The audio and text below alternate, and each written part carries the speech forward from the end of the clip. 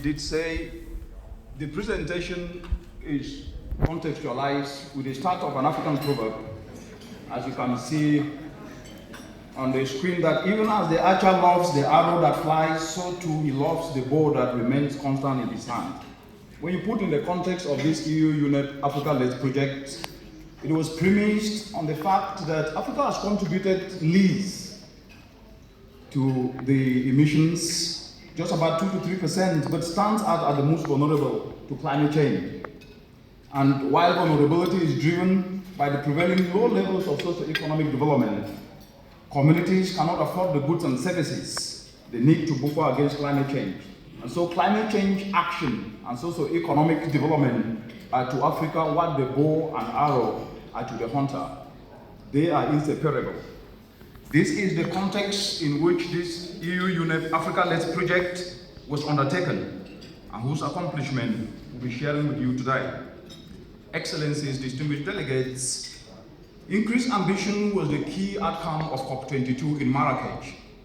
During this time, when the global community of nations adopted the outcomes of COP22, a reaffirmation of commitment to fully implement the Paris Climate Change Agreement, concurrent with this COP was the start of this EU UNEP Africa-led project. Africa's commitment to increase ambition was actually what this set out to do. But what we know today, Excellencies, distinguished delegates, is that the African continent is actually the continent with member states having ratified the Paris Climate Change Agreement, over 50 countries. That's over about 90% ratification rates and the highest globally. But even though this is remarkable, this project set out to showcase practically how can the nationally determined contributions be implemented in such a way that climate aims are actually achieved, but at the same time socio-economic challenges like food insecurity, like more incomes in more pockets, actually also achieved at the same time. Excellencies, this ambition and zeal displayed by the continent set a high threshold for all low emissions development. And that is what this Africa-led project set out to do, to respond directly to addressing socio-economic challenges, helping countries lower their emissions, but at the same time also ensure that they can be able to unleash socio-economic pathways to create more opportunities. And this EU UNEP Africa project was operationalized in this context. It involved 3 components.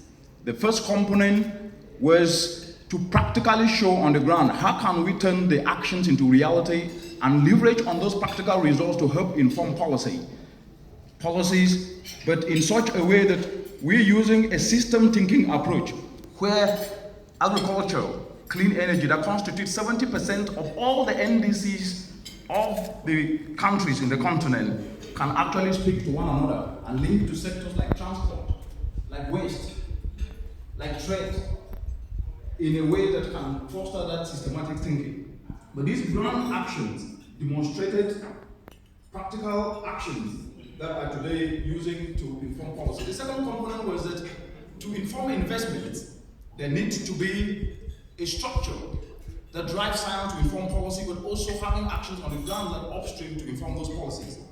And this project actually established a structure for science policy making to inform optimal NDCs for the first time in the entire African continent. And the countries that were involved were the 7 countries that we've already heard today. But to get straight into what this project actually did, in these 7 countries, Excellencies, distinguished ladies and gentlemen, the project happened in these 7 countries. As I said, combining the 70% of all the NDCs in the area of clean energy, in land-based actions of climate-smart agriculture, forestry, waste, transport, leveraging on the practical actions on the ground to help leverage on these modeling structures that were supposed to help inform investment. If you take Cameroon, for example, that implemented Component 1 and Component 2, which the delegate from Cameroon is going to further expand on this, it shows that the NDC's implementation focused on greening the entire agro value chain, and focusing on the agro value chain, but leveraging on clean energy like solar dryers to add value, but developing a tool and leveraging on the sectors that can be able to bring in youth, like information communication technology, to cover 5 agroecological zones. And leveraging on this data, a decision support system to inform investment shows that if Cameroon was to invest in a low emissions development pathway, they can be able to create up to about 13 million assorted jobs along the entire agro-value chain, combining clean energy, information communication technology, transport, and lowering the emissions 8 times than would have been done without that. For example, in Cote d'Ivoire, the same shows that if you are able to convert agricultural waste to domestic energy and fertilizer, this will not only reduce deforestation, but actually be able to provide economic funds that will save up to about $100 per hectare each year and result in up to about 100% yield. In DRC, the DRC model shows that the country can save up to about 5,000 hectares of natural forest per year if the paradigm of waste to briquettes is scaled out and replicated nationally.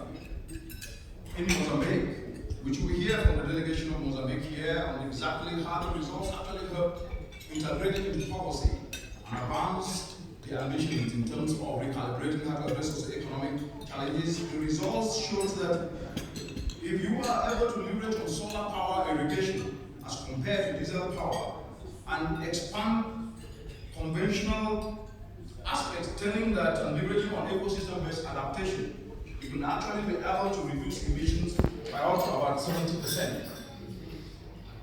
In Kenya, the same, resulting to about 2.9 tons of carbon that can be reduced if you combine nature-based approaches and take up alternatives like modern cook stoves, which would reduce household expenditure by 33%.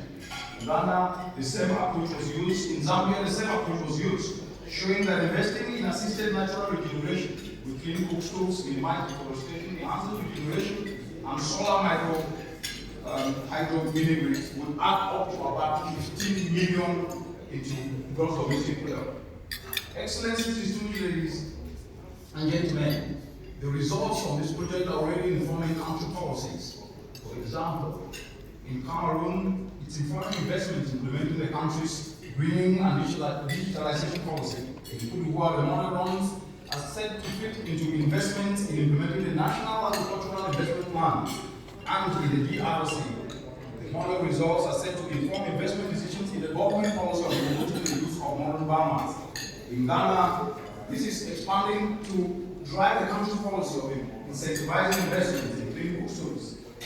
With all these results, excellencies, distinguished delegates, these African cover around a flowering tree, there are many insects. What the results did really show, and what is African proverb contextualized here, is that good things do attract attention. It is no different with this Africa-led project where the peer-to-peer exchange, which constituted complementary countries